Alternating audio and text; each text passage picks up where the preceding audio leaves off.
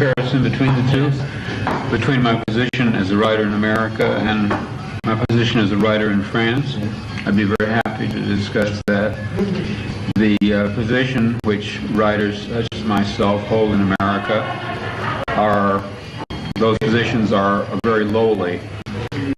Science fiction is considered to be something for adolescents, for just high school kids, and for disturbed people in general to read in America. And the publishers will buy a novel which must meet rigid moral standards, the standards which librarians have, which has to do with sex and violence and so forth. So we are limited in our writing to books which have no sex, no violence, and no deep ideas. Just something of an adventure kind of nature, what we call space opera, which is just westerns set in the future. And this is a strong pressure on us. The field, science fiction, is just a genre there, ranked at the level of nurse romance publications. We are considered at the bottom rung. Now, it's not as bad today as it was a few years ago, because recently the academic community has discovered us, and there are scholarly articles being written in America about science fiction.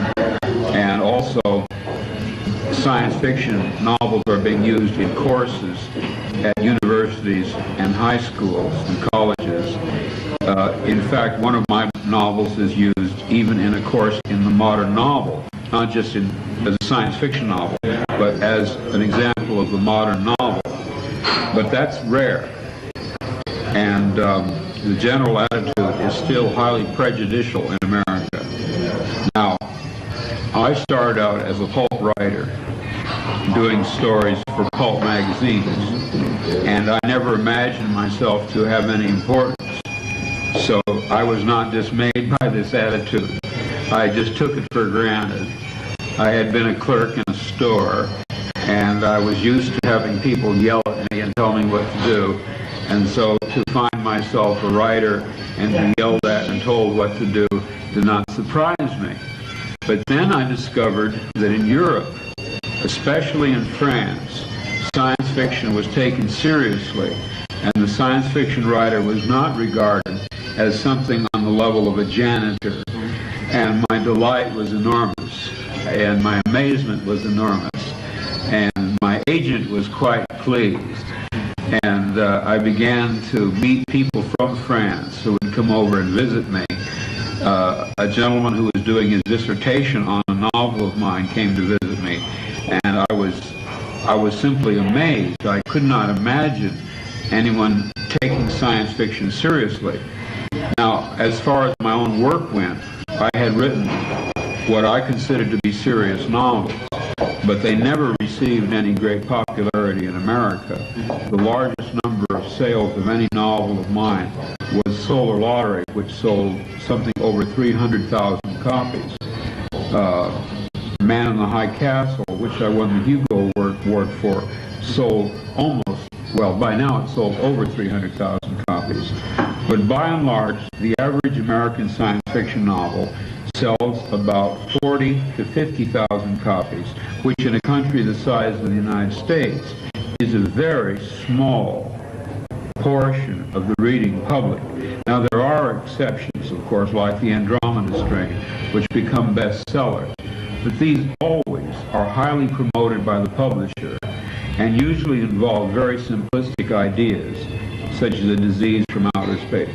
Ideas that are archaic, they're no longer really interesting ideas. They're something that H.G. Wells either wrote about or could have written about. And I would say that the greatest stimulus to me as a serious writer has been the French reaction to my writing, which began somewhere between 1964 and 1968. It was in 1964 that Editions Opta first approached me and stated that they wanted to publish all of my work, is what they said. And from their correspondence, I could tell that they had a quite different attitude toward my writing and toward science fiction in general. So I was stimulated to do a much more serious type of novel, just knowing that eventually it would receive a more serious audience. But in America, it was common. For instance, I remember when I purchased my first published story, somebody said to me, "Do you read that kind of stuff?" And I said, "Madam, I not only read it, I write it."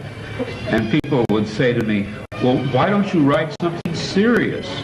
Why do you write science fiction? Write something serious." By that they meant important. Nevertheless, I did as well as I could. I wrote the most profound, the most imaginative novel I could, and just floated it out into the world and hoped that eventually it would receive an audience. But there is a considerable difference between the French interest in science fiction and the American interest. And I appreciate the French interest enormously. In fact, it would be impossible for me to have continued my career without the help that the French public has given me, both financially and spiritually.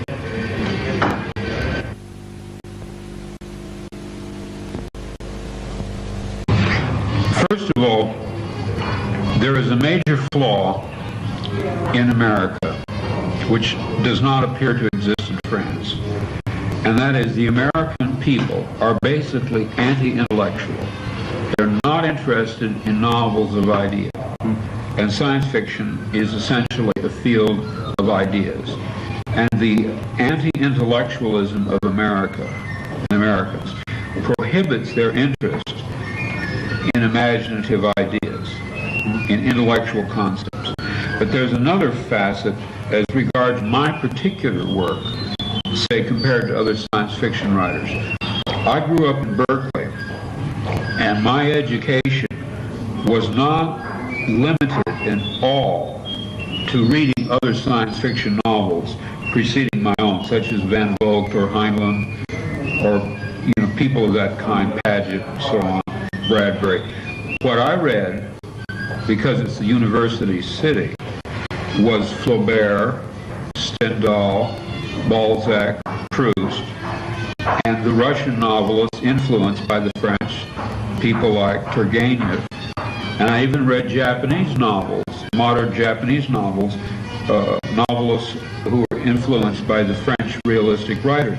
And I think one reason that I've been popular in France is because the slice of life realistic novel that I write is essentially based on the 19th century French realistic novels. For instance, if I were to name my favorite novels, I would name Madame Bovary and Stendhal's The Red and the Black. Those would be my two favorite novels. Or Turgenev's Fathers and Sons. And in a sense, I was learning about the novel not from English prose models, but from French prose models. So it makes sense, perhaps, that my writing would be well received in France. A novel of mine such as The Simulacra, for example, which contains maybe 15 to 16 major characters, is definitely derived from such French writers as Balzac. I think this applies more to me than to other American science fiction writers. In fact, I think that it's a great flaw in American science fiction writers and their readers that they are insulated from the great literature of the world, Russian novels, French novels, English novels, and the great American novels. In other words, it's a closed loop. An American science fiction writer is usually someone who has been a science fiction fan and has read only science fiction novels. So when he goes to write science fiction, he bases it solely on prior science fiction. But because I was fortunate enough to live in Berkeley, which is probably as much an intellectual center as you'd find anywhere in the world, I was not limited as my other friends who write science fiction are.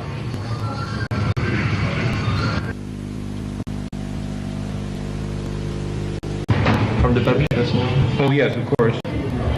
It's such a responsibility for the people. Yeah. Oh yes, of course I did. Well, I don't want to make it sound as if... Well, I had been told that, you know, by my agent and by friends, by French friends, that I would probably encounter publishers and editors that had brought out my books.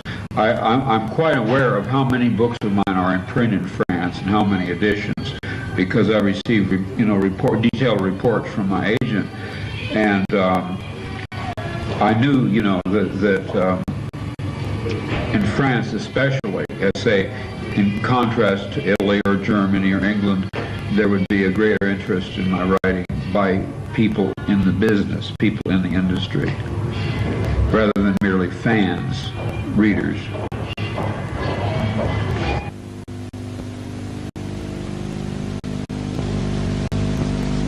Well,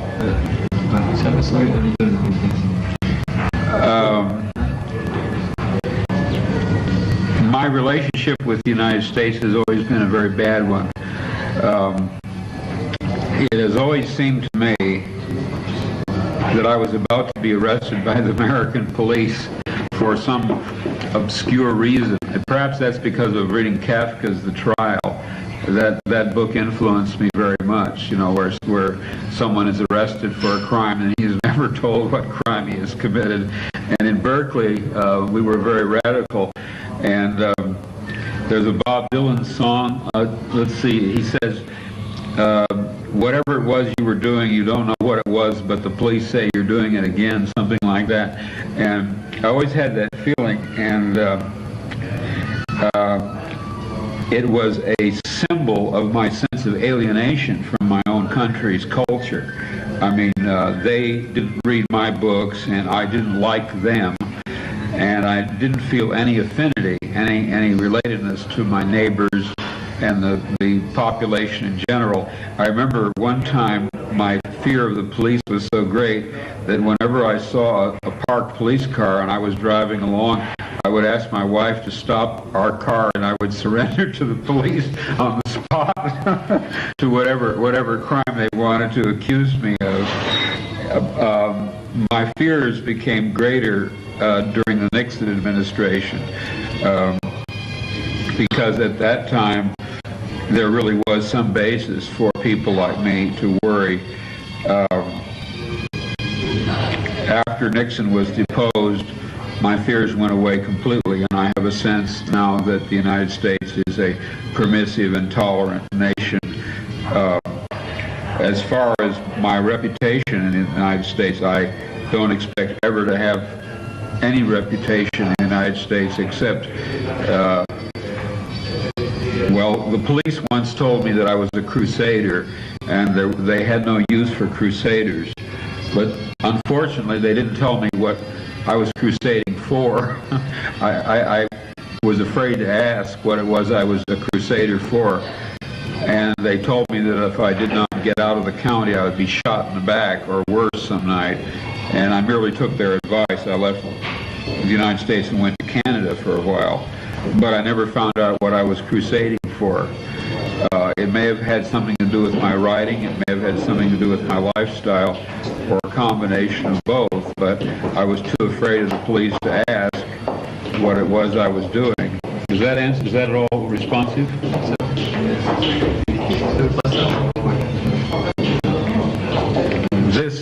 This attitude of mine shows up in my recent novel, A Scanner Darkly, where a narcotics agent winds up reporting on himself, turning over information on himself to his higher-ups. The paranoia of the Nixon period was so great by the government and also by the counterculture, the Berkeley people.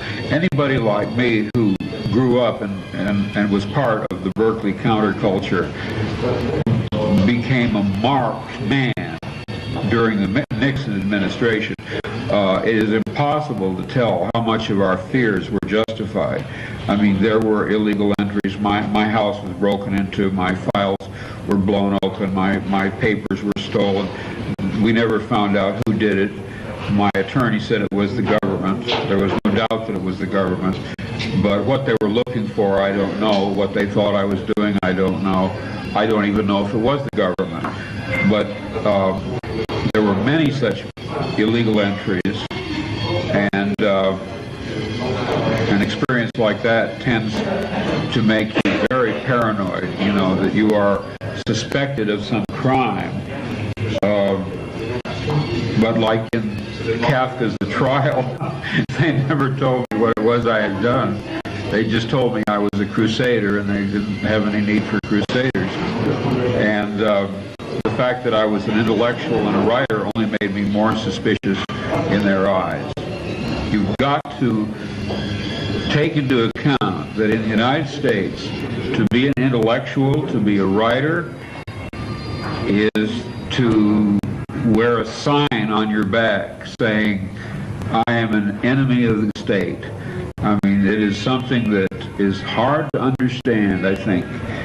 There is such an anti-intellectual attitude in America. It's incredible, the suspicion that the authorities have of what they used to call eggheads. Well, they used to call intellectuals eggheads. It was a term of derision.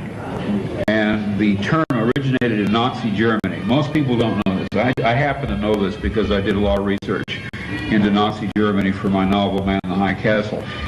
The term egghead was used by the Sturmabteilung, SA.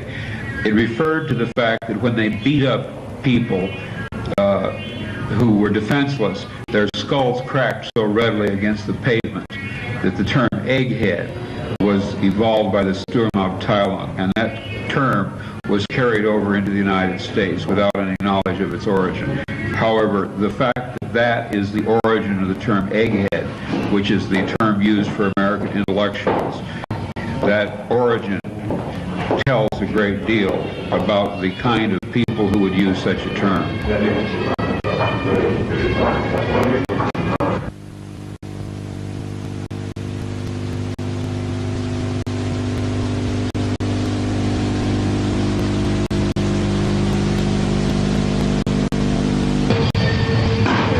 I lost that kind of apprehension abruptly in 1974 when the Nixon administration ceased to exist.